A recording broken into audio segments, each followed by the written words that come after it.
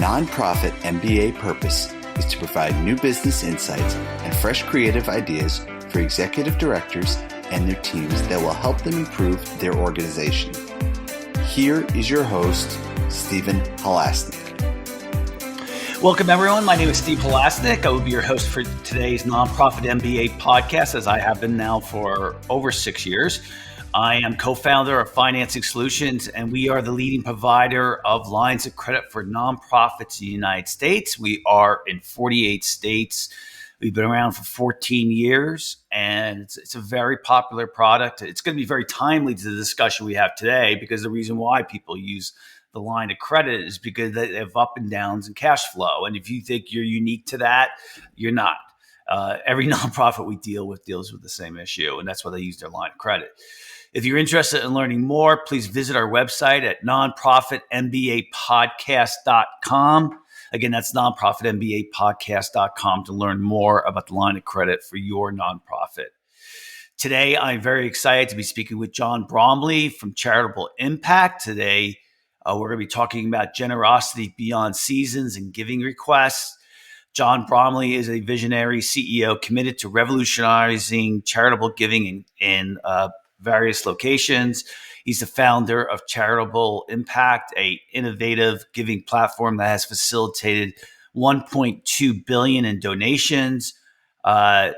John disrupts the norm. He pushes for enhanced access, education, and open dialogue.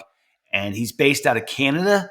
But John, do you work with clients throughout the United States, I'm assuming? Lots of giving in the United States. Yeah, so our platform is Canadian, but we do a little bit of stuff in the United States as well. Good. So welcome, John, to today's Nonprofit MBA podcast. Thank you for having me. Yeah, excited to be here. So, I mean, I like the idea here when I did your intro that you kind of like testing or pushing boundaries, because I think some people who've been executive directors for a long time might just say, well, that everybody's fighting the idea of having money coming in throughout the year instead of the, June period or December period, depending on your fiscal year. And it really causes a lot of problems. I mean, the thing that I've noticed since I've been involved in the nonprofit sector for, at least with this company, for 14 years, is that how commonplace it is to see a lot of money coming in at certain times of the year. And so, today I think it's going to be a timely topic about how to break that idea that you have to have these huge ups and downs in cash flow. So tell me a little bit about what you've learned over the years in regards to seasonal giving and how to address those issues. Well, first of all, thank goodness for your product, because then we've got ability to even out the feeling of cash flow when it is seasonal.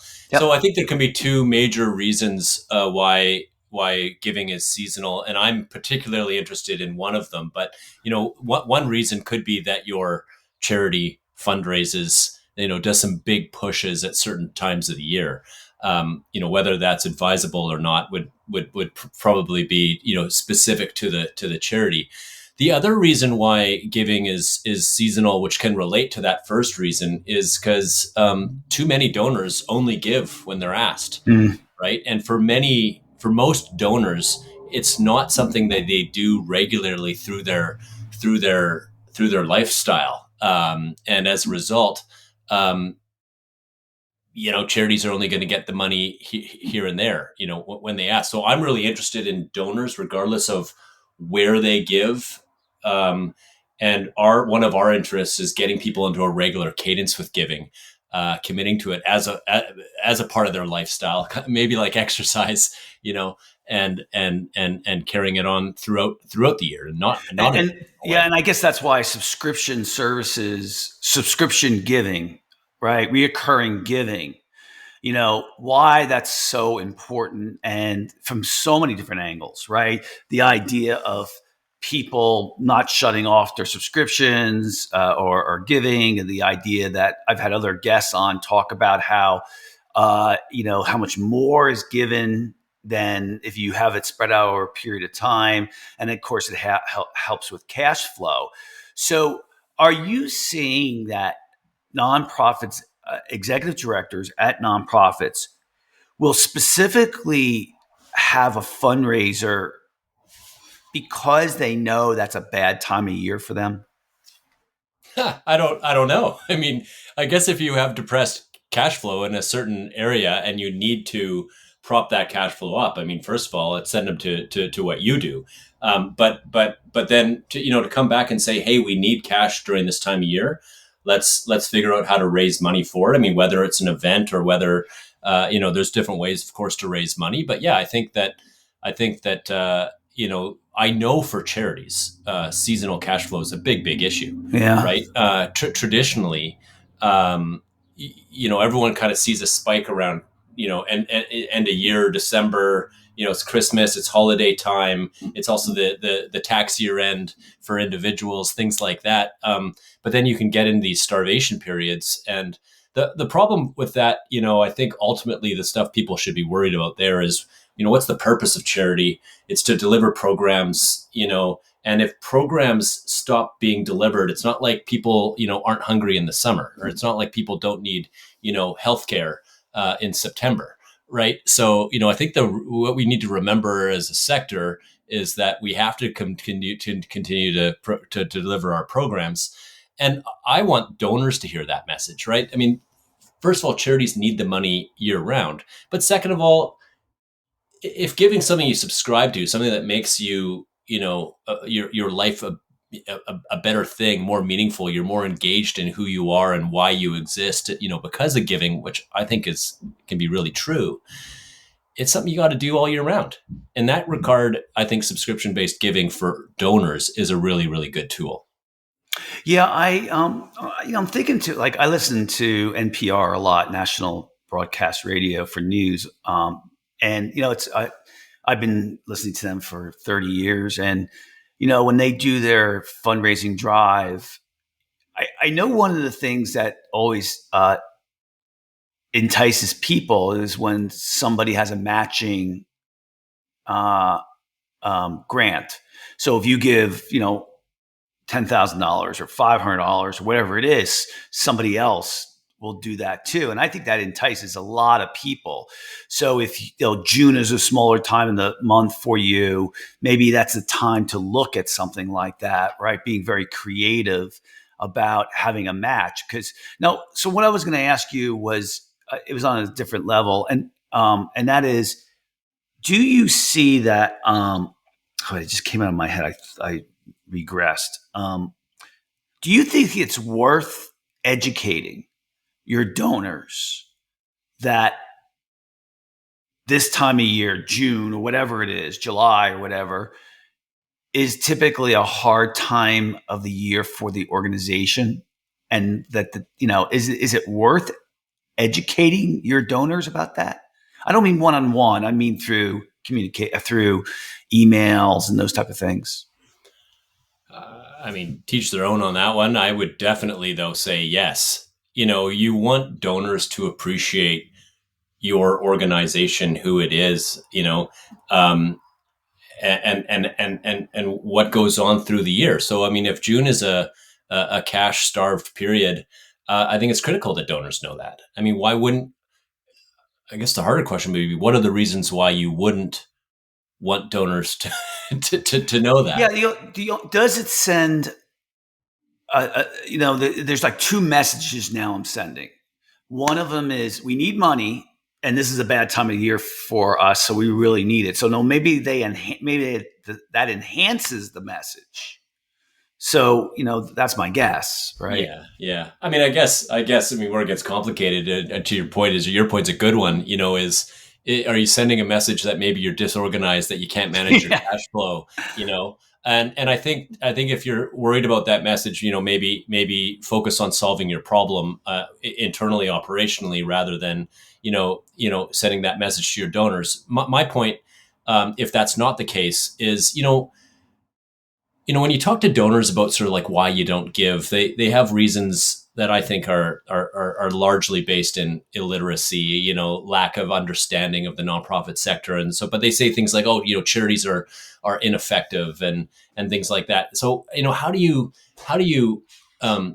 challenge that for whether or not you're an effective charity? I think a lot of it is about messaging and saying like, look, we're a food security charity, and people still need food in June, even though all of our money comes in December or whatever, right? And so we can't deliver, on our food security mandate, at the level we want to if we don't have the money. Now, why is the donor giving to them? Presumably, they're giving to them because they really care about food security, right? In which case, I think it's generally speaking, I don't even think it's about transparency. I think it's almost more about accountability and saying like, look, we want our donors to be part of this journey with us, and here's what we're currently going through. Yeah, I did want to say to everybody who's listening that, I've been on both the corporate small business side for 30 years and also on the nonprofit side. And I don't think those who are listening should understand that nonprofits are awesome at budgeting. And you should realize that that companies under $15 million in revenue who are for profit, I have a lot of experience in that area.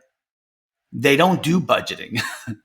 So I just want to let everybody know out there that it's something that nonprofits do much better than companies under $15 million a year in revenue. And I don't know where that takes us in regards to that discussion. But it is something that I've really noticed. I'm like, every nonprofit budgets. And the reason being is because they get their money in the lion's share of the last month of the year.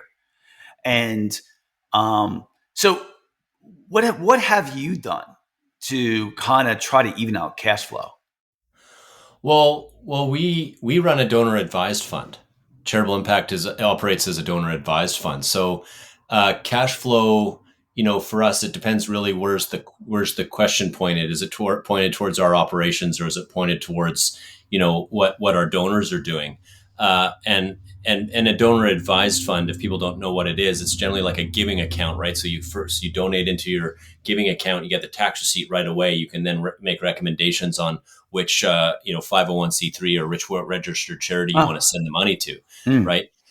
So in that regard, with our donors, for example, we really want to promote them to make giving a part of their everyday life, and so making what you call a subscription gift, like a recurring donation, off your credit card into your account, is something that we really want to promote, because it's about saying like, I'm a charitable person. Like, regardless of even if I know which charity I want to give to yet, I'm committing $100 a month, $1,000 a month, $25 a month into the giving world, and then I'm going to go in there and separately go, okay, how do I want to use this money to create the most change in the world, the change that I want to see in the world? So we really care about a donor advised fund like us. I think has a big opportunity to educate the donor base, the general donor base, regardless of what causes they care about the commitment and about committing to giving, and then it's about the donation into the account, where we really care about the subscription. I think it's the recipient charity's job more so to then come in and say, okay, hey, like we need money, also on a regular basis. So are you going to set a recurring gift out of your account, to our charity, or are you going to give us, a larger amount of money at a certain type of year, maybe when we ask? So I think donor advised funds and recipient charities actually, come together to make a really wholesome, sector, where the recipient charities are really about operating the programs on the ground, quote, saving the world. And the donor advised funds, a little bit more like a bank-like system, saying like, we're here just to work for you, donor, to support you in your giving journey, regardless of what you intend to do with the money. Yeah, I noticed with me, I switched all my giving, not all of it, most of it, to reoccurring. And it's easier for a nonprofit to ask me for more money than when I give it once a year. So let's say I gave $10,000 at the end of the year, right? And they asked me for an increase. I'm like, oh, well, I don't know. I'm giving you $10,000 right now. But if I give them, $800 a month now, and then they ask me for a 10% increase, I'm always like, it's only $80, so it's a little bit less, right? It's not Feels less, less. it's just better. It's, I like it. They like it. I know it benefits them, the reoccurring. And of course, I like seeing it on my statement too. I like seeing it on my credit card that I've given to this mission, that I give money to a mission that helps 24 adult men get over addiction. I like that charity a lot. It's really well run. So what other creative things have you seen people do with seasonal giving and trying to get people? And am I addressing the topic well when I talk about that? I mean, I think charities probably need to do more and be more thoughtful about seasonal giving and the reality of it. And I think one of the reasons is we talk about cash flow, but I think another reason is risk mitigation. Mm. When to your last point, I mean, when you instead, if you're going to give $10,000, that's a big chunk out of your bank account at one time, and it feels really, really heavy. And so the risk mitigation part is like, if something happens around the time when you're about to give that $10,000 in your own life, there's a probability that $10,000 could become $5,000. It might even become zero. Yep. Whereas the recurring, gift monthly costs a lot less. And if you sort of, have to put it on pause for a month, the charity's not out a big whack load of money. So I'm not talking about, creative ways to address it. We're still on the importance of being concerned about seasonality. And I think that like risk mitigation is a big thing. The other reality is that your charity's not the only one fundraising from that donor, presumably.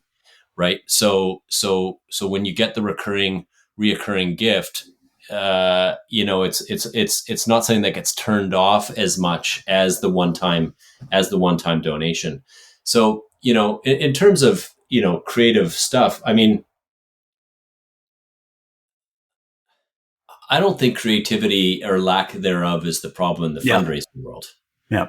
To be honest, what I think the problem in the fundraising world is that there's really nowhere for donors to learn about giving. And as a result, there's less people donating money to charity every year. And I know it's happening in the United States. And, here I am as a Canadian, it's definitely happening in Canada. We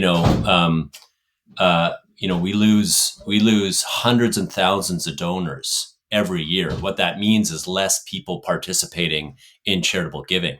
The other thing that's happening is that people are giving less. So the people who are still giving are giving a smaller percentage of their income. So what's going on there?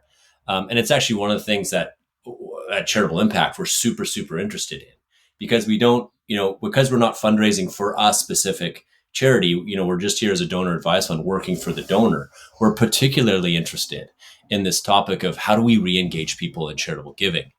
And the thing that's sort of, I feel like took me too long to recognize was that there's just not the same amount of context for people to really learn about giving.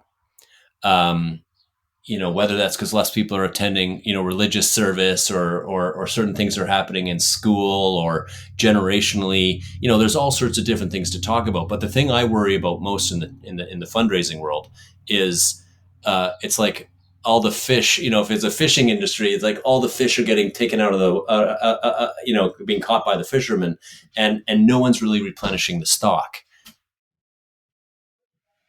Yeah, I think the number one thing is I'll use the word time, and that is when you're an executive director, like our audience that listens to this are typically executive directors that are under 5 million, $7 million in revenue, right? So when you're an executive director, they're all running around with their heads cut off, right? They're all working on too many different things. And I think you gotta, when I say time, is the executive director has to, and I'll pick just the three because that's my favorite number, but you have to say, what are the three things that my organization is going to be great at? Because let me tell you something, if you're doing 15 things, you're not going to be good at any of them, right? And I agree with you. I think, the creativity amongst nonprofits is awesome. And if seasonality is a problem, then you need to put it in your bucket of three.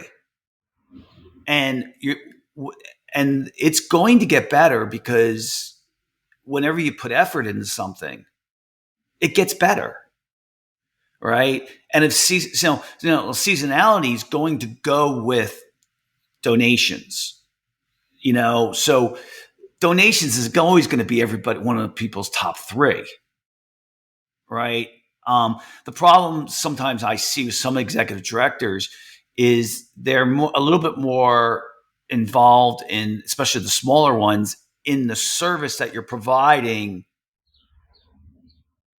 and, to your cause than you are about the operational stuff. Where executive directors, they need to focus on, honestly, the operational stuff, which is raising money, donations, if seasonality is part of that too. The other two, I don't know. What are your thoughts on all that?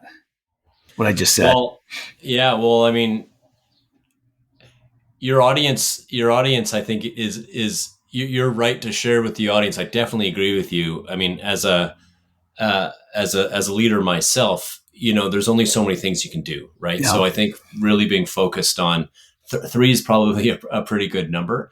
But then I think for executive directors, one of the things I worry about with leadership in charities is whether the leaders are getting to do the work that keeps them in the sector, right? So while I agree, like it's an executive director's job to make sure the organization is funded, whether they themselves work on the fundraising piece, like literally in and on it, I agree. as opposed to bring leadership to it, I think is really up to the person, right? And what are your strengths?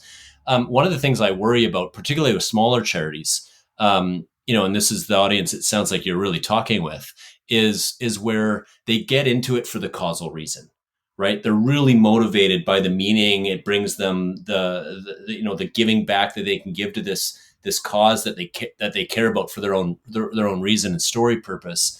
And then they get into the role and they're like, man, I'm spending like all of my time fundraising, right? And you see burnout there. Yep.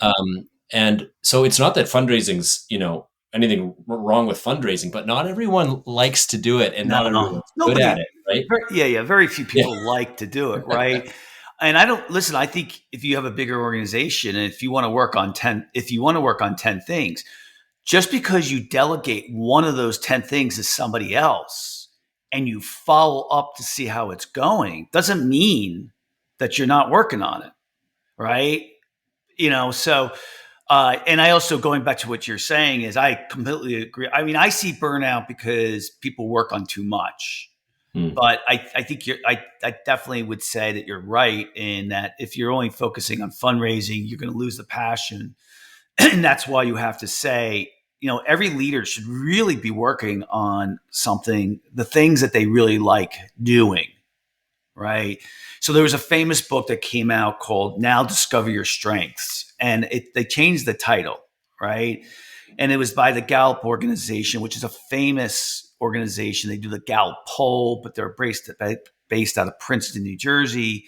And what they found, they studied 15,000 really successful um, executives, and they found out that very successful executives only work on the things that they really like working on, and then the other things they delegate.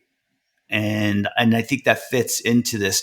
I think even if you don't like doing fundraising, you should find time in your schedule to go work on the service or get into the service oriented so you get your juices going as well. Plus, it gives you ideas, about the organization, and having that balance, I think, makes it a more interesting day. So that if you have to fundraise all the time, you kind of don't get burned out on that. Is that fair to say? Yeah, I think it's exactly right. What have you seen in the last 5 or 10 years in regards to this whole concept of seasonality and giving? What has changed? What are you seeing in the last number of years? I mean, one way to answer that is not enough, or nothing's changed. I think Oh, seasonality is. I mean, just to try to be interesting in the answer, because I think the problem of seasonality is still massive. Um, 80+% of money raised, for so too many organizations comes in December, right? So,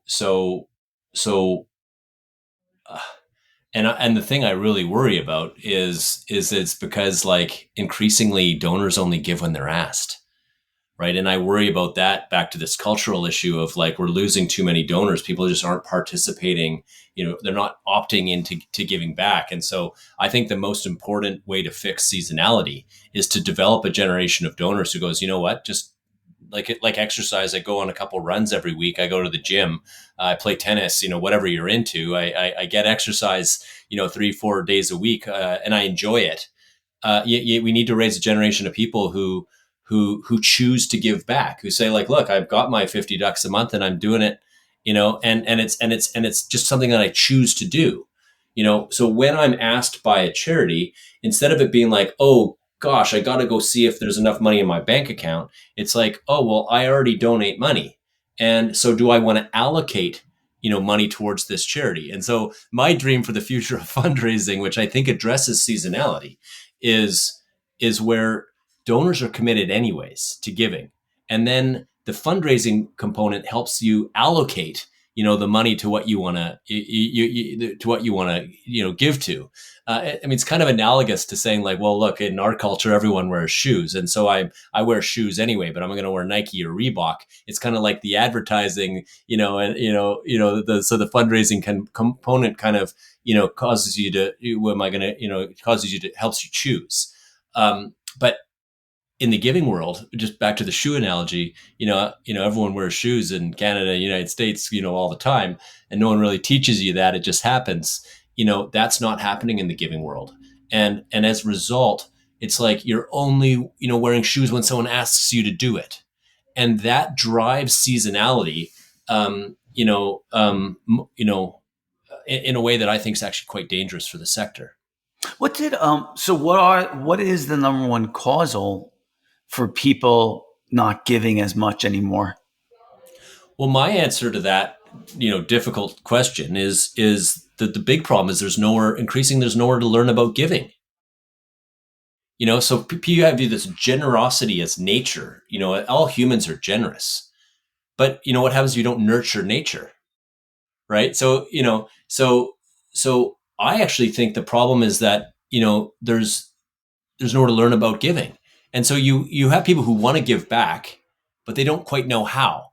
And then you get all these like weird objections, especially if you work in the charity sector, because people say, oh, well, I'd give to charity, but charities are ineffective. And it's like, sorry, what? Like, what charities are you talking about? Like, look, some restaurants are bad. Like, not all charities are effective, but like effectiveness of charities is not a huge problem in the sector. It's certainly not in my experience, and I've been working in the sector for 20 years. So is it a communication issue? I actually think it's deeper than that. Where do you go to learn about giving, right? And people say things like, well, it starts at home, and that's true to a certain extent. But if like your parents don't give, how are you going to learn about it? It's not being modeled for you. You're not going to experience it yourself. No one's there really to teach you like what's a charity, So like my biggest concern to your really great question there is that if we don't create context, in society that really causes people to understand what charities are, forget the cause for a second, what charities are, what they exist to do, what they plug in a capitalistic society, the holes that they plug, um, and teach them that, if you care about something, almost certainly there's a charity there for you, right? You know, I think that this slippery slope of like less and less participation in the charity sector is going to continue. And then good luck fundraising.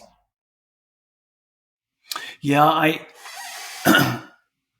guess it comes down to me thinking that the nonprofit itself needs to make sure that they're showing, this is not a new thought, but they need to show the people what's happening with their money, the end result, and the measurements that they have in place, and they need to make sure they're doing it in a way where don't just think just because you do that and you get it out through email that someone's reading it too. So like I have something sitting on my desk here. Again, this is relating to the Market Street mission, which I am involved with. And they sent me this little postcard, right? And they're having a graduation for the 28 men who are graduating from the 9-month program, to become sober. And, postcards work for me. I'll read them. I actually read them. My other mail, I don't. I just throw it out.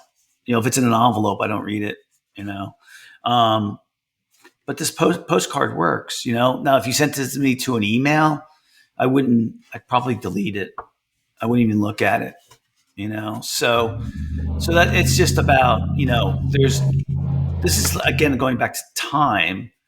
And that is it like, in business, is it easier to go find a new client or is it easier to keep the clients you have now?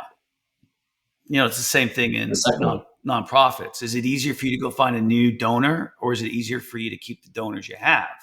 Yeah. If you're losing donors, I hope you're following up with them and saying, well, why did you leave? And then you'll see a trend. And then, and I guarantee, what it really is. In majority of the times, it's that they don't see what their money is doing for you, for them. Yeah. I hear you on that. And charities can always do better. Yeah. With communication, right? There's always, you can always be smarter. You always be more accountable. It's hard. But what I'm talking about is a level that I don't think charities themselves individually are really responsible for. At least that's not. I get that's it. Not right. Yeah. I think it's really like a societal level I get thing. It. Now, yeah. I happen to believe that charities should do more for the sector in general to promote the idea that everyone should be giving something to somebody, and it doesn't always have to be to your charity, right? So I do think charities in general should be spending more time contributing towards solving the problem that there are fewer people in society today who make donations than there was yesterday, certainly less than 10 years ago. Having said that, I don't think that problem is just solved by, awesome postcards like the one you just talked about, right? Because if you send the postcard to someone who's not giving, it's just spam mail is going to get thrown hopefully in the recycle bin, right? So what I'm talking about and what my concerns are really are at this level that kind of goes beyond the individual charity. Yeah. Yeah. Do you think associations are starting to talk about that with their when when you go to a conference? I mean, are there associations that a whole bunch of similar nonprofits will belong to? Yeah, there are, but I don't think those associations are proving effective at addressing this problem I'm talking about. Yeah. Right. I mean, those associations have been around for the last 20 years, certainly in Canada. I know they're in the United States too. And the problem of fewer donors participating is getting worse, not better. So I think, for example, at that association level, they're probably not having enough conversations of the nature that you and I are starting to have right now, right? Like and this is where I think fundraising, the concept of fundraising, is a bit culpable in this context. Is that we're always so worried about fundraising for our organization that everyone's taken their eye off the fact that, like, well, there's fewer fish to fish from, right? Because you're always worried about getting the fish into your own boat, and then it's like, oh crap, like, wait, where all the fish go?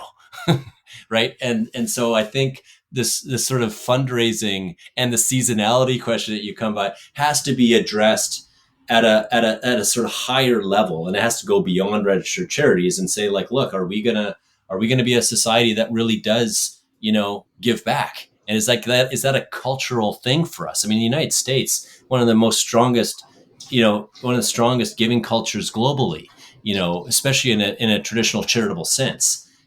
So is that something that we want to keep a part of our culture? In which case, when you talk about associations, it's not therefore just the job of the charities associations to help with the problem. I mean, we got to be talking about giving back in schools. We got to be, when you're joining sports programs as kids, like, there should be an understanding that, as communities, we can give back, right? These are areas that, like, the church and the mosque and the synagogue have always traditionally, done a lot for. But who's replaced those organizations? Those of you who are old enough to remember, I can't believe I can say that now at 59. But John F. Kennedy. I mean, I was young when he was president, but let's see, when was he president? In 65 or so? Yeah, so something like that. I was 9 or 10. Anyway, but what he started, the Peace Corps, right? And so that was a theme that was about giving back. And it's easy to see the correlation between giving back your time and giving back your money is similar. But what president after JFK has promoted something like that?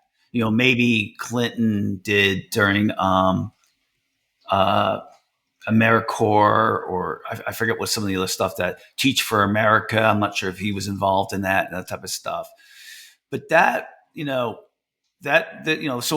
I think it needs to come from the top down, or you're right. I don't know if what are your thoughts on that? Well, I think that's an awesome comment, by the way. So thanks for going there. Like, when you think about the Peace Corps, we don't quite have something totally analogous in Canada, but, like, when you sort of say, well, what does that teach? I mean, it really starts to teach and open people's eyes as a result to the reality that they can spend their time in a way that really contributes towards creating change in the world. You can see that, and then you can, bring that back into other parts of your life. And then you go, you know what, I actually get meaning from this. I enjoy this. And then you make it a part of your life because it makes you better, let alone the change it drives for other people. And I think, I'm a little younger than you, so I'm 46. I'm at the end of Gen X. I think with my generation and on down, we're better at talking about giving than we are at doing it. And I think it's because that kind of concept of the Peace Corps wasn't a part of our life. And so, like, those of us who give back, and there's tons of people who still do, right? It's not the end of the world here. But when you sort of go, like, well, why do you do it? It's like, oh, well, my kid was born with this, or, like, cancer, in the family, or I traveled here and I really saw poverty, or this thing happened. So the giving back that people have really relates to their experiences in life that caused them to start. And so what's the experience that kind of everyone has to go through in order to, to learn something, to appreciate that giving back is something that you can actually participate in. Let me give you an analogy, because I talk about this type of stuff all the time. So, like, I've got kids, and it's like, what are you going to do with your kids? So you send them to school, but it's like, oh, let's maybe put them into some sport. Like, what should we do? Oh yeah, well, hey, like you go online, you talk to people, everyone's got something to tell you. Oh, here's a soccer club over there. There's a basketball thing. You can join this baseball league. And so there's always somewhere to go. There's always someone to engage with, to nurture what for many people is a nature of athleticism or athletic interest, right? And so, you've got soccer clubs, you've got sports clubs all over the place. It's a big part of community development in everywhere in North America, let alone around the world. Where's that for giving? Right? Like that's the level of the problem I'm really interested in. And I think your Peace Corps example is probably amongst the best examples, period, particularly in the United States. Yeah, I mean, we're going to wrap this up, but to bring I had an idea, the big thing that's been going on in the United States anyway, and I'm sure Canada is probably exactly the same way, is everybody wants to be happy, right? That's like the big word, right? Happy, happiness, and so I think a lot of people have learned through various ways, whether it be their religion or other things, that gratitude is a big part of happiness. And as if I were to, if I was an executive director at a nonprofit, I would try to build that correlation between happiness and giving, which shows gratitude.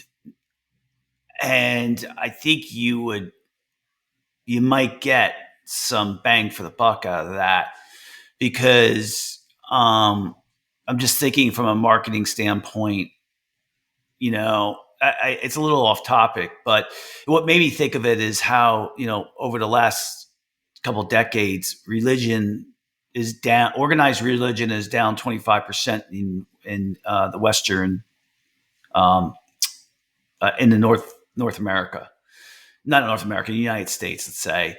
And, a lot of people who are religious are used to making donations. And so maybe there's a correlation there. Oh, I think 100% there's a correlation, right? Yeah. I mean, I like the Peace Corps. Religion teaches giving. I mean, it's in that's right. It's in the theology, right? It's in the Bible. It's in the Quran. I mean, and then you're part of a community, all of whom is taught this, and they practice it, and so it's modeled for the next generation. They see mom and dad and Uncle Fred and Aunt Jenny and the parents' friends all contributing back, and then the kids get involved in it too. And lo and behold, those are the three pillars of learning, right? Experience, modeling, and like literally being taught it. And in Canada, the numbers are religious people who practice religion give 4 times more than people who don't, right? And so is it, just briefly, it's like, well, is that because like religious people are nicer? Are they nicer people? Do they care more? I mean, there's no evidence of that I see. Nope. The reason they give 4 times more is because they're taught. They're educated, and it's taught. It's a part of their community. It's just something you do. Yeah. Right. So maybe bringing it a full circle, like back to seasonality. I mean, particularly where my interests lie, is it's like, how do you take society who's become really seasonally oriented, if they're involved at all with charitable giving, society's become really seasonal with regard to their charitable giving.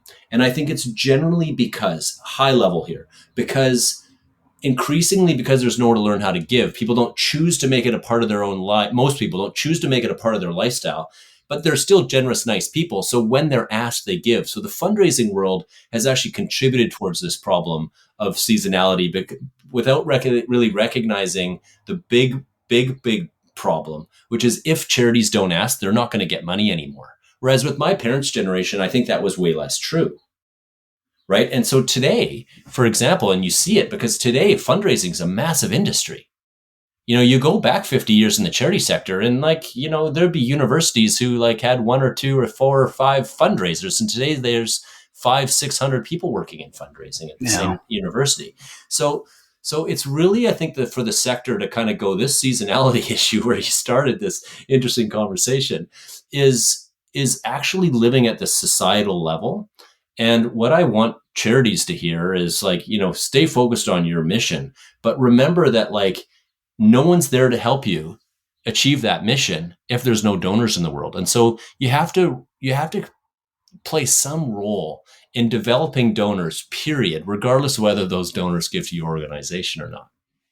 Well, it was a great podcast. I'd like to thank so very much John Bromley from Charitable Impact for coming on today's podcast. And if you like today's podcast, please feel free to share it with a friend and also subscribe on your favorite podcasting app. The Nonprofit MBA podcast is in the top 1% of podcasts in the nonprofit sector. So it's very well liked. And if you liked today's podcast, also please give us, or any of our other podcasts, please give us a 5-star rating. It helps get us the word out. And if you're looking for a line of credit for your organization, please visit our website at nonprofitmbapodcast.com. John, if anyone wants to get in touch with you, how would they go about doing that? Oh, we're on social media. Yeah, find us at We Are Charitable, in the social medias, and you can find our website at charitableimpact.com. Thanks, John. Thanks so much for having me. So I always end the podcast this way. I just want to thank everybody, not just for listening, but also for trying to make the world a better place. I know John and I are doing our own thing in our own way, but you guys are out there every single day, every minute, every hour, really trying to make the world a better place. We thank you for that.